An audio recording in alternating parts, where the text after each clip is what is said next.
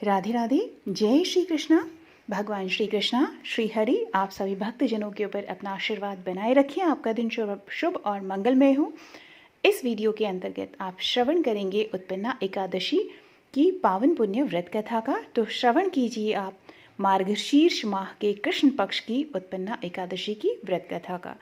धर्मराज युधिष्ठिर कहने लगे भगवान श्री कृष्णा से कि हे भगवान, मैंने कार्तिक शुक्ल एकादशी अर्थात प्रबोधिनी एकादशी का सविस्तार वर्णन सुना है।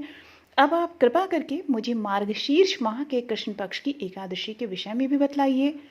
इस एकादशी का क्या नाम है, इसके व्रत का क्या विधान है, इसकी विधि क्या है और इसका व्रत करने से किस फल की प्राप्ति होती है। कृपया यह सब आप विधान पूर्वक कहिए। भगवान श्री कृष्ण बोले, मार्गशीर्ष माह के कृष्ण पक्ष में आने वाली इस एकादशी को उत्पन्ना एकादशी कहा जाता है। यह व्रत शंखोद्वार तीर्थ में स्नान करके भगवान के दर्शन करने से जो फल प्राप्त होता है उसके बराबर पुण्य इससे मिलता है। व्रत करने वाले भक्त को चोर, पाखंडी, परस्त्रीगामी, निंदक, मिथ्याभाषी तथा किसी भी प्रकार के पापी से बात नहीं करनी चाहिए। इसका महात्म्य मैं तुमसे कहता हूँ, सो ध्यान पूर्वक इसे सुनो। युधिष्ठिर कहने लगे कि हे भगवान, आपने हजारों यज्ञ और लाख गोदान को भी एकादशी व्रत के बराबर नहीं बताया, सो यह तिथि सब तिथियों से उत्तम कैसे हुई। भगवान कहने लगे कि हे युधिष्ठिर, सतयुग में मुर नाम का दैत्य उत्पन्न हुआ। वह बड़ा बलवान और भयानक था। उस प्रचंड दैत्य ने इंद्र, आदित्य, वसु, वायु, अग्नि आदि सभी देवताओं को पराजित करके भगा दिया। तब इंद्र सहित सभी देवताओं ने भयभीत होकर भगवान शिव से सारा वृतांत कहा और बोले, हे कैलाशपति, मुर दैत्य से भयभीत होकर सब देवता मृत्युलोक में फिर रहे हैं।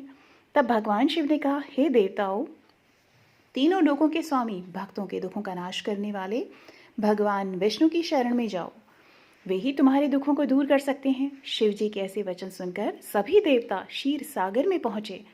वहां भगवान को शयन करते देख हाथ जोड़कर उनकी स्तुति करने लगे कि हे देवताओं द्वारा स्तुति करने योग्य प्रभु, आपको बारंबार नमस्कार है। देवताओं की रक्षा करने वाले मधुसूदन, आपको नमस्कार है। आप हमारी रक्षा करें। दैत्यों से भयभीत होकर हम सब आपकी शरण में आए हैं। आप इस संसार के कर्ता, माता पिता, उत्पत्ति और पालन करता और संहार करने वाले आप ही हैं। सबको शांति प्रदान करने वाले हैं। आकाश और पाताल भी आप ही हैं। सबके पितामह ब्रह्मा, सूर्य, चंद्र, अग्नि, सामग्री, होम, आहुति, मंत्र, तंत्र, जप, यजमान, यज्ञ, कर्म, कर्ता, भोक्ता आप ही हैं। आप तो सर्वव्यापक हैं। आपके सिवा तीनों लोकों में चर तथा अचर कुछ भी नहीं है। हे भगवान, दैत्यों ने हमको जीतकर स्वर्ग से भ्रष्ट कर दिया है और हम सब देवता इधर उधर भागे भागे फिर रहे हैं। आप उन दैत्यों से हम सबकी रक्षा करें।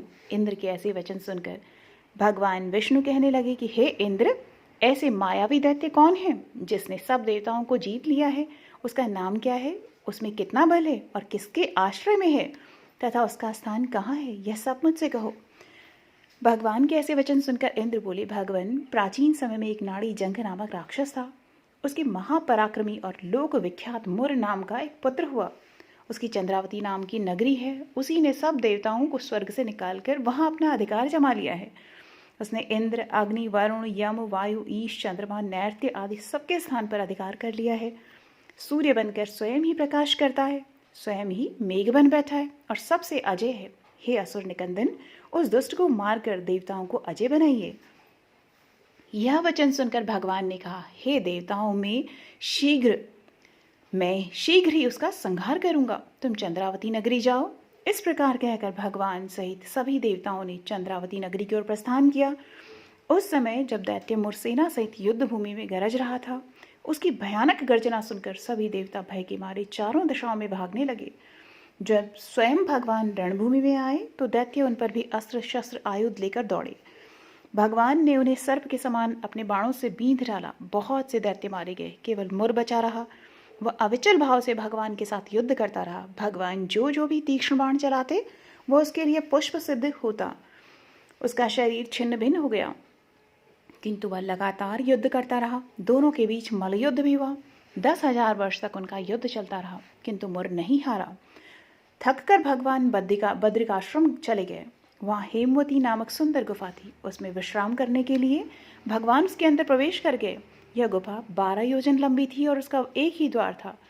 विष्णु भगवान वहां योग निद्रा की गोद में सो गए। मोर भी पीछे पीछे आ गया और भगवान को सोया देखकर मारने को उद्यत हुआ। तभी भगवान के शरीर से उज्ज्वल कांतिमय रूप वाली देवी प्रकट हुई। देवी ने राक्षस मोर को ललकारा, युद्ध किया और उसे तत्काल मौत के घाट उतार दिया।